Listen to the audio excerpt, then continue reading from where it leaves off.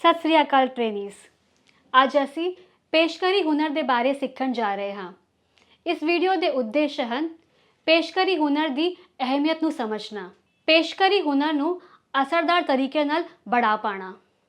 ਚਲੋ ਸ਼ੁਰੂ ਕਰੀਏ। ਚੌਕਬੋਰਡ ਇਸਤੇਮਾਲ ਕਰਨ ਦਾ ਕੌਸ਼ਲ। ਬਲੈਕ ਬੋਰਡ ਜਾਂ ਚੌਕਬੋਰਡ ਕਲਾਸ ਵਿੱਚ ਪੜ੍ਹਾਉਣ ਦੇ ਲਈ ਇੱਕ ਜ਼ਰੂਰੀ ਸੰਪੱਤੀ ਹੈ ਕਿਉਂਕਿ ਇਹ ਸਿੱਧਾ ਬੱਚਿਆਂ ਦੀ ਇੰਦਰੀਆਂ ਨਾਲ ਜੁੜੀ ਹੋਈ ਹੈ ਅਤੇ ਉਹਨਾਂ ਦੀ ਧਾਰਨਾ ਨੂੰ ਮਜ਼ਬੂਤ ਕਰਦੀ ਹੈ। ਚੌਕਬੋਰਡ ਦਾ ਇਸਤੇਮਾਲ ਕਰਨ ਦੇ ਤਰੀਕੇ ਨੂੰ ਚੌਕਬੋਰਡ ਦਾ ਇਸਤੇਮਾਲ ਕਰਨ ਦਾ ਕੌਸ਼ਲ ਕਿਹਾ ਜਾਂਦਾ ਹੈ।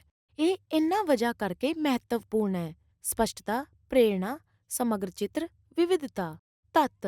ਬਲੈਕਬੋਰਡ ਦੇ ਇਸਤੇਮਾਲ ਕਰਨ ਦੇ ਸੁਝਾਅ ਦੇਣ ਦੇ ਲਈ ਤੱਤਾਂ ਦੇ ਕੁਝ ਪੁਆਇੰਟਸ: ਸਹੀ ਇਸਤੇਮਾਲ, ਸਟੀਕਤਾ, ਸਥਿਤੀ ਦੀ ਜਾਂਚ ਕਰਨਾ, ਰੌਸ਼ਨੀ ਦੀ ਜਾਂਚ ਕਰੋ, ਸਫਾਈ ਦੀ ਜਾਂਚ ਕਰੋ, ਚੌਕ, ਡਸਟਰ, ਪੁਆਇੰਟਰ ਦਾ ਇਸਤੇਮਾਲ, ਚੌਕ ਨੂੰ ਦਬਾਉਣਾ, ਲਿਖਦੇ ਹੋਏ ਬੋਲਣਾ, ਢੱਕਣਾ ਨਹੀਂ ਹੈ, ਮਿਟਾਉਣਾ। ਬੰਦ ਕਰਨ ਦਾ ਕੌਸ਼ਲ। ਇਹ ਕੌਸ਼ਲ ਸੈਟ ਇੰਡਕਸ਼ਨ ਦਾ ਪੂਰਕ ਹੈ। ਇਹ ਉਦੋਂ ਪ੍ਰਾਪਤ ਹੁੰਦਾ ਹੈ ਜਦੋਂ ਕਿਸੇ ਲੈਸਨ ਜਾਂ ਲੈਸਨ ਦੇ ਖੰਡਾਂ ਦੇ ਮੁੱਖ ਲਕਸ਼, ਸਿਧਾਂਤ ਅਤੇ ਮੁੱਖ ਕਨਸੈਪਟਸ ਨੂੰ ਟ੍ਰੇਨੀਜ਼ ਦੁਆਰਾ ਸਮਝ ਲਿਆ ਜਾਂਦਾ ਹੈ ਅਤੇ ਉਹ ਇਸ ਨਵੇਂ ਗਿਆਨ ਨੂੰ ਜੋ ਪਹਿਲਾਂ ਤੋਂ ਜਾਣਦੇ ਹਨ ਇਹਦੇ ਨਾਲ ਜੋੜ ਸਕਦੇ ਹਨ। ਇਹਦਾ ਮਤਲਬ ਜੋ ਸਿਰਫ ਸਿਖਾਇਆ ਗਿਆ ਹੈ ਉਹਨੂੰ ਸਾਰਾਂਸ਼ਿਤ ਕਰਨਾ ਨਹੀਂ ਹੈ, ਬਲਕਿ ਉਸ ਵਿਸ਼ੇ ਨਾਲ ਜੁੜੀਆਂ ਹੋਈਆਂ ਸਾਰੀਆਂ ਮਹੱਤਵਪੂਰਨ ਗੱਲਾਂ ਨੂੰ ਕਵਰ ਕਰਕੇ ਹੀ ਇਹ ਕੌਸ਼ਲ ਪੂਰਾ ਹੁੰਦਾ ਹੈ। ਪੜ੍ਹਾਉਣ ਦੇ ਕੌਸ਼ਲ ਦੇ ਤੱਤ।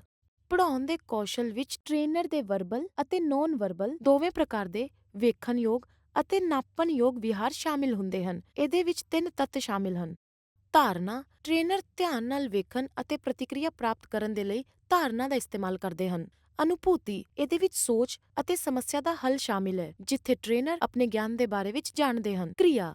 ਪੜ੍ਹਾਉਣ ਦੇ ਕੌਸ਼ਲ ਦੇ ਲਈ ਟ੍ਰੇਨਰ ਨੂੰ ਆਪਣੇ ਗਿਆਨ ਨੂੰ ਕਲਾਸ ਵਿੱਚ ਪ੍ਰਭਾਵੀ ਢੰਗ ਨਾਲ ਵਿਹਾਰ ਵਿੱਚ ਲਿਆਉਣ ਦੀ ਲੋੜ ਹੁੰਦੀ ਹੈ। ਕਿਸੇ ਲੈਸਨ ਨੂੰ ਪ੍ਰਸਤੁਤ ਕਰਨ ਅਤੇ ਪ੍ਰੇਰਣਾ ਸੈੱਟ ਕਰਨ ਦਾ ਕੌਸ਼ਲ। ਕਿਸੇ ਲੈਸਨ ਨੂੰ ਪ੍ਰਸਤੁਤ ਕਰਨ ਦੇ ਕੌਸ਼ਲ ਵਿੱਚ ਟ੍ਰੇਨੀਜ਼ ਨਾਲ ਸੰਬੰਧ ਬਣਾਉਣਾ, ਉਹਨਾਂ ਦਾ ਧਿਆਨ ਆਕਰਸ਼ਿਤ ਕਰਨਾ ਅਤੇ ਮਹੱਤਵਪੂਰਨ ਵਿਸ਼ੇ ਪ੍ਰਸਤੁਤ ਕਰਨਾ ਸ਼ਾਮਿਲ ਹੈ। ਲੈਸਨ ਨੂੰ ਜਿਸ ਤਰੀਕੇ ਨਾਲ ਪੇਸ਼ ਕੀਤਾ ਜਾਂਦਾ ਹੈ ਉਹਦਾ ਮਹੱਤਵਪੂਰਨ ਪ੍ਰਭਾਵ ਪੜਦਾ ਹੈ ਕਿ ਟ੍ਰੇਨੀ ਨਵੇਂ ਗਿਆਨ ਨੂੰ ਕਿਵੇਂ ਸਿੱਖਦੇ ਹਨ। ਤੱਤ। ਇਹ ਟ੍ਰੇਨੀਜ਼ ਨੂੰ ਵਿਸ਼ੇ ਬਾਰੇ ਜੋ ਪਹਿਲਾਂ ਤੋਂ ਗਿਆਨ ਹੈ ਉਹਦਾ ਜ਼ਿਆਦਾ ਤੋਂ ਜ਼ਿਆਦਾ ਇਸਤੇਮਾਲ। ਪਿਛਲੀ ਕਲਾਸ ਵਿੱਚ ਅਸੀਂ ਲੈਸਨ ਪਲਾਨ ਕਰਨ ਦੇ ਬਾਰੇ ਵਿੱਚ ਸਿੱਖਿਆ ਸੀ। ਇਹਦਾ ਮਤਲਬ ਉਹ ਸੀ ਲੈਸਨ ਪਲਾਨ। ਹੁਣ ਅੱਜ ਦਾ ਟੌਪਿਕ ਹੈ ਡੈਮਨਸਟ੍ਰੇਸ਼ਨ ਨੂੰ ਪਲਾਨ ਕਰਨਾ। ਪੀ। ਆਮ ਜਾਗਰੂਕਤਾ। ਸੀ। ਐਕਸਪਲੋਰ ਕਰਨ ਦੇ ਲਈ ਉਪਕਰਣ ਅਤੇ ਤਕਨੀਕ। ਡੀ। ਪਿਛਲੇ ਅਤੇ ਨਵੇਂ ਗਿਆਨ ਦੇ ਵਿਚਕਾਰ ਸੰਬੰਧ। ਈ। ਪਰਿਸਥਿਤੀਆਂ ਬਣਾਉਣਾ।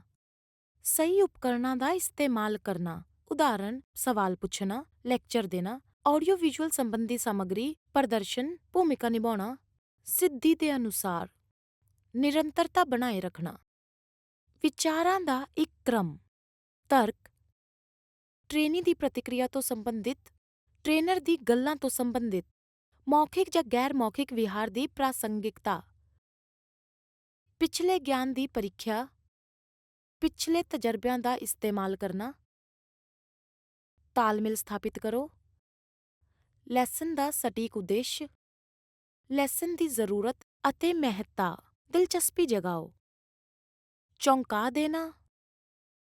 ਕਹਾਣੀ ਸੁਣਾਉਣਾ। ਉਤਸ਼ਾਹ ਦਿਖਾਉਣਾ। ਸਮਝਾਉਣ ਦਾ ਕੌਸ਼ਲ। ਸਮਝਾਉਣਾ ਅਵਧਾਰਨਾ, ਵਿਚਾਰ, ਘਟਨਾ ਅਤੇ ਘਟਨਾ ਦੇ ਵਿਚਕਾਰ ਸੰਬੰਧਾਂ ਨੂੰ ਪ੍ਰਦਰਸ਼ਿਤ ਕਰਦਾ ਹੈ।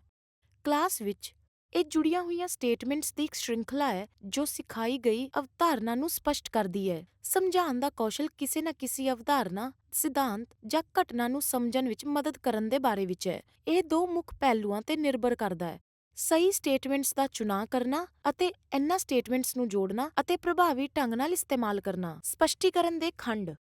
ਡਿਜ਼ਾਇਰੇਬਲ ਬਿਹੇਵੀਅਰਸ। ਭੂਮਿਕਾ, ਉਪਸੰਹਾਰ। ਸਮਝਾਉਣ ਵਾਲੀ ਕੜੀਆਂ ਦਾ ਇਸਤੇਮਾਲ। ਦ੍ਰਿਸ਼ ਤਕਨੀਕਾਂ ਦਾ ਇਸਤੇਮਾਲ। ਸਟੂਡੈਂਟਸ ਦੇ ਲਈ ਦਿਲਚਸਪ। ਤਕਨੀਕੀ ਸ਼ਬਦਾਂ ਦੀ ਵਿਆਖਿਆ ਕਰਨਾ। ਸਟੂਡੈਂਟਸ ਦੀ ਸਮਝ ਦੀ ਪ੍ਰੀਖਿਆ।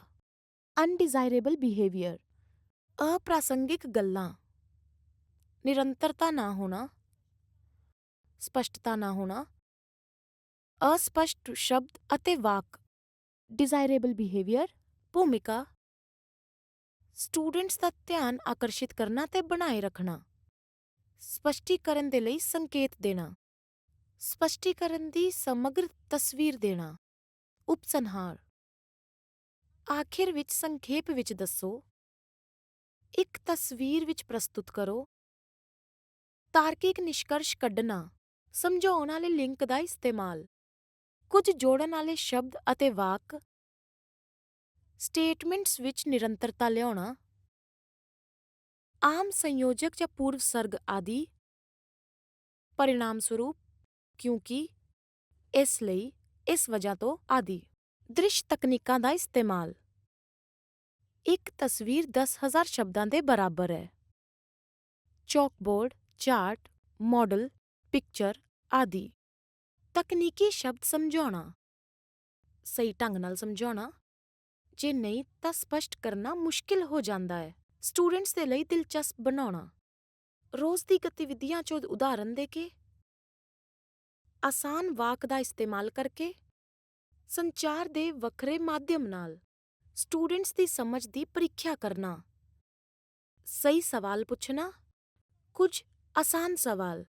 ਅਨਡਿਜ਼ਾਇਰੇਬਲ ਬਿਹੇਵੀਅਰ। ਅਪ੍ਰਾਸੰਗਿਕ ਸਟੇਟਮੈਂਟਸ।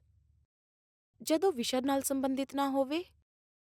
ਉਲਝਾਉਂਦੀ ਹੈ ਤੇ ਮੁੱਦੇ ਤੋਂ ਭਟਕਾਉਂਦੀ ਹੈ। ਆਓ ਇੱਕ ਵਾਰ ਵੇਖ ਲੈਂਦੇ ਹਾਂ ਹੁਣ ਤੱਕ ਅਸੀਂ ਜੋ ਸਿੱਖਿਆ। ਸਿੱਖਿਆ ਸੰਬੰਧੀ ਅਭਿਆਸ ਦਿਸ਼ਾ ਨਿਰਦੇਸ਼। ਸਿਧਾਂਤ ਦੇ ਲਈ ਲੈਸਨ ਪਲਾਨ ਦੇ ਸਹੀ ਪ੍ਰਾਰੂਪ ਦਾ ਇਸਤੇਮਾਲ ਕਰੋ। ਪ੍ਰੈਕਟੀਕਲ ਦੇ ਲਈ ਡੈਮੋ ਪਲਾਨ ਦੇ ਸਹੀ ਪ੍ਰਾਰੂਪ ਦਾ ਇਸਤੇਮਾਲ ਕਰੋ। ਅੱਛੇ ਤਾਲਮੇਲ ਨਾਲ ਸ਼ੁਰੂਆਤ ਕਰੋ। ਬੈਠਣ ਦੇ ਇੰਤਜ਼ਾਮ ਦੀ ਜਾਂਚ ਕਰੋ। ਉਪਕਰਨ ਅਤੇ ਸਿੱਖਿਆ ਸੰਬੰਧੀ ਸਮੱਗਰੀ ਦੀ ਜਾਂਚ ਕਰੋ। ਲੈਸਨ ਦਾ ਜੋ ਸਿਰਲੇਖ ਹੈ ਉਹਨੂੰ ਬੋਰਡ ਤੇ ਸਾਫ਼-ਸਾਫ਼ ਲਿਖੋ। ਲੈਸਨ ਦੇ ਉਦੇਸ਼ਾਂ ਨੂੰ ਸਪਸ਼ਟ ਰੂਪ ਤੋਂ ਦੱਸੋ। ਪਿਛਲੇ ਗਿਆਨ ਦੀ ਸਮੀਖਿਆ ਕਰੋ। ਉਹਨੂੰ ਹੁਣ ਵਾਲੇ ਵਿਸ਼ੇ ਨਾਲ ਜੋੜੋ। ਟ੍ਰੇਨੀਜ਼ ਨੂੰ ਸਿੱਖਣ ਦਾ ਉਦੇਸ਼ ਉਦਾਹਰਨ ਨਾਲ ਦੱਸ ਕੇ ਪ੍ਰੇਰਿਤ ਕਰੋ। ਜਾਣਕਾਰੀ ਨੂੰ ਕ੍ਰਮ ਵਿੱਚ ਪ੍ਰਸਤੁਤ ਕਰੋ। ਆਵਾਜ਼ ਦਾ ਸੁਣਾਈ ਦੇਣਾ। ਕਲਾਸ ਨੂੰ ਪੜ੍ਹਾਓ। ਟ੍ਰੇਨੀਜ਼ ਦੇ ਨਾਲ ਅੱਖਾਂ ਦਾ ਸੰਪਰਕ ਬਣਾਏ ਰੱਖੋ। ਬੋਰਡ ਤੇ ਸਾਫ਼-ਸਾਫ਼ ਲਿਖੋ। ਸਪੈਲਿੰਗ ਅਤੇ ਪ੍ਰਕਿਰਿਆਤਮਕ ਗਲਤੀਆਂ ਤੋਂ ਬਚੋ। ਕਲਰ, ਚੌਕ ਅਤੇ ਪੈਨ ਦਾ ਸਹੀ ਇਸਤੇਮਾਲ ਕਰੋ। ਬੋਰਡ ਨੂੰ ਸਾਫ਼ ਕਰਨ ਦੇ ਲਈ ਡਸਟਰ ਇਸਤੇਮਾਲ ਕਰੋ। ਜਦੋਂ ਵੀ ਜ਼ਰੂਰਤ ਹੋਵੇ ਇੱਕ ਪੁਆਇੰਟਰ ਦਾ ਇਸਤੇਮਾਲ ਕਰੋ। ਪੁਆਇੰਟਰ ਨੂੰ ਹਿਲਾਓ ਨਾ। ਸਹੀ ਸਮੇਂ ਤੇ ਦ੍ਰਿਸ਼ ਸੰਬੰਧੀ ਮਦਦ ਦਾ ਇਸਤੇਮਾਲ ਕਰੋ ਤੇ ਸਮਝਾਓ। ਮਹੱਤਵਪੂਰਨ ਪੁਆਇੰਟਸ ਤੇ ਜ਼ੋਰ ਦਿਓ। ਆਪਰੇਸ਼ਨ ਨੂੰ ਦੁਹਰਾਓ ਅਤੇ ਪ੍ਰਦਰਸ਼ਨ ਦੇ ਦੌਰਾਨ ਸੁਰੱਖਿਆ ਤੇ ਜ਼ੋਰ ਦਿਓ। ਸਾਰੇ ਪੜਾਵਾਂ ਵਿੱਚ ਸਹੀ ਤਰ੍ਹਾਂ ਦੇ ਸਵਾਲਾਂ ਦਾ ਇਸਤੇਮਾਲ ਕਰੋ। ਜਵਾਬ ਸੁਣੋ, ਉਹਨੂੰ ਸਰਾਹੋ ਅਤੇ ਦੁਹਰਾਓ। ਉਦੇਸ਼ਾਂ ਦੇ ਸੰਦਰਭ ਵਿੱਚ ਲੈਸਨ ਦਾ ਸਾਰਾਂਸ਼ ਪ੍ਰਸਤੁਤ ਕਰੋ। ਲੈਸਨ ਸਮੇਂ ਤੇ ਖਤਮ ਕਰੋ। ਪੜ੍ਹਾਉਣ ਵਾਲੀ ਪ੍ਰਕਿਰਿਆ ਦਾ ਵਿਸਤਾਰ ਕਰੋ। ਦੱਸੋ ਅਗਲਾ ਲੈਸਨ ਕਿਹੜਾ ਹੋਊਗਾ। ਮੈਂ ਉਮੀਦ ਕਰਦੀ ਹਾਂ ਇਸ ਵੀਡੀਓ ਵਿੱਚ ਜੋ ਸਿਖਾਇਆ ਗਿਆ ਹੈ ਤੁਸੀਂ ਚੰਗੀ ਤਰ੍ਹਾਂ ਸਮਝ ਲਿਆ ਹੋਣਾ। ਮੈਂ ਤੁਹਾਨੂੰ ਮਿਲਾਂਗੀ ਇੱਕ ਹੋਰ ਮਜ਼ੇਦਾਰ ਵੀਡੀਓ ਵਿੱਚ। ਉਦੋਂ ਤੱਕ ਲਈ ਅਲਵਿਦਾ।